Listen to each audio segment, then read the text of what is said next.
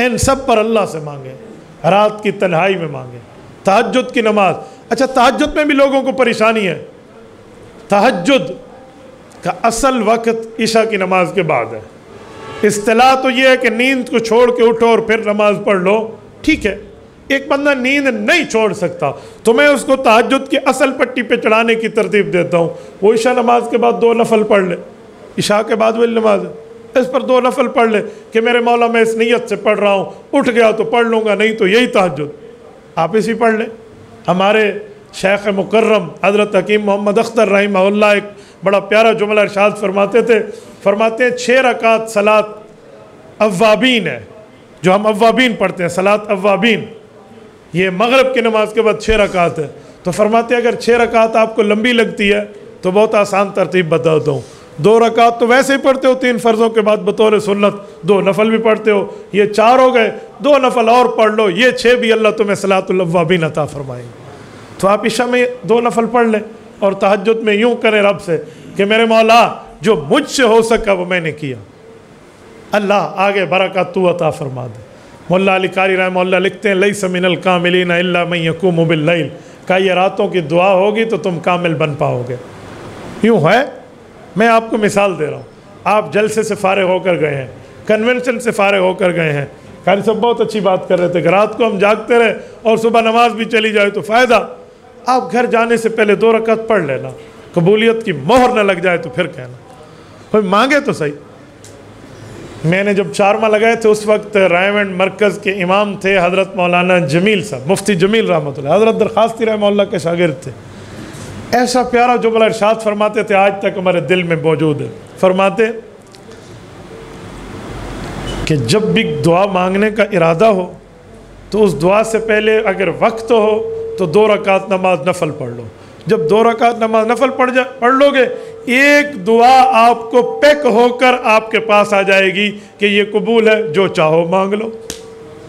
ایک دعا کا آپشن مل جائے گا آپ کو، ہر 2 رکعت نماز نفل پہ جو چاہو مانگ لو۔ یہ ان کا انداز ہوتا تھا سمجھانے کا، اور اتنا دل ربا انداز تھا، یقین مانے آج میرے خیال میں شاید کہ کوئی 22 سال کا زمانہ گزر رہا ہے، 20-22 سال کا، میرے دماغ میں آج بھی نقش ہے۔ اللہ نے مجھے 4 ماہ میں اس وقت قبول کیا تھا، اب میری داڑھی نہیں آئی تھی، راتوں کو آدھی رات ہم ریونٹ کے ممبر کا پایا پکڑ کے دعا مانگی، صبح حضرت جی مولانا جمشید علی خان رحمہ اللہ کی خدمت میں پیش ہوئے، ان کا تعلق بھی آپ کے صوبے سے ہے نا، حضرت مولانا جمشید علی خان صاحب مجھے دیکھیں ویسے 4 ماہ میں قبول کرنا ہے یا نہیں، اور پھر ادھر اصولوں کو دیکھ کر میری داڑھی کو دیکھ کے بال نہیں آئے، تو حضرت مولانا جمشید کی سلیکشن اور میری رات کی دعا آپس میں گویا لڑ رہی تھی، ان کا تنازع چل رہا تھا کہ اب کس کی مانے، لیکن آنسو اللہ پاک ضائع نہیں کرتے، جس پر آدھا گلاس آنسو لگے ہوں تو اللہ رب العزت نے کہاں ضائع کرنا ہے، ان اللہ لا یضیع اجر المحسنین، میں نے اللہ سے مانگا تو حضرت نے مجھے فرمایا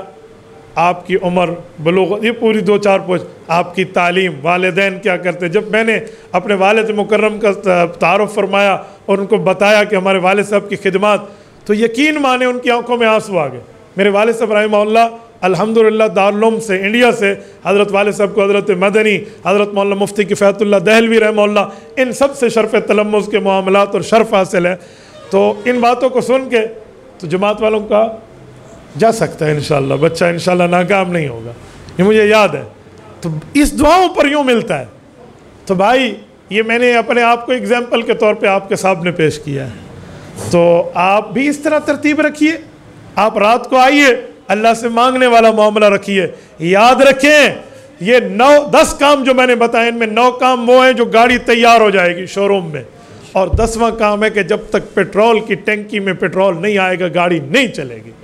لاکھوں کروڑوں اربوں روپے کی آپ کی جو ہے نا رینج روور تک کی پتہ نہیں بڑی بڑی اس سے بھی اوپر کی گاڑیاں کیوں نہ ہوں، جب تک پیٹرول اس میں نہیں آئے گا وہ نہیں چلے گی، اگر وہ پیٹرول گاڑی ہے تو کہیں آپ کہتے ہیں الیکٹریکل کی بیٹری والی بھی آ گئی ہیں، تو جب تک بیٹری نہیں ہے وہ نہیں چل پائے گی، اصل جو دل ہے وہی پیٹرول اور اس کا انجن ہے جو اس کو ایندھن فراہم کر رہا ہے، تو یہ اصل دعا ہے،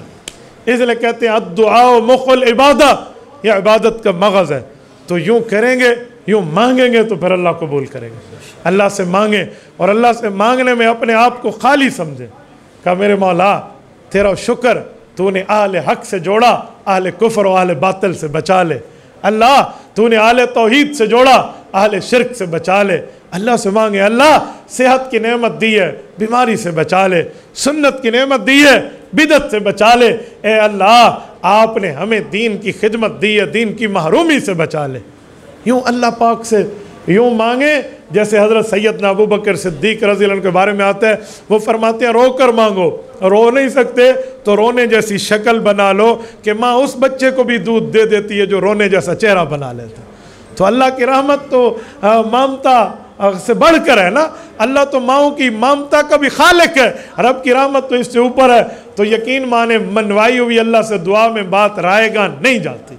اور نہیں میرا یہ تجربہ ہے، یقین مانے جب اللہ کی طرف بندہ متوجہ ہوتا ہے ہاتھ اٹھانا تو دور رہا، بعض اوقات اشتہائے قلب کو بھی دعا کی قبولیت کی شکل میں آ جاتا ہے۔ اور جو اللہ سے مانگتا ہے اللہ اس سے خوش ہے، جو نہیں مانگتا اللہ اس سے ناراض ہے، کیونکہ رب کریم کا ہمیں حکم ہے ادعوا ربکم تضرعا وخفیا، اللہ سے مانگو۔ جب ہم حکم کو توڑیں گے نہیں مانگیں گے تو اللہ راضی کیسا ہوگا؟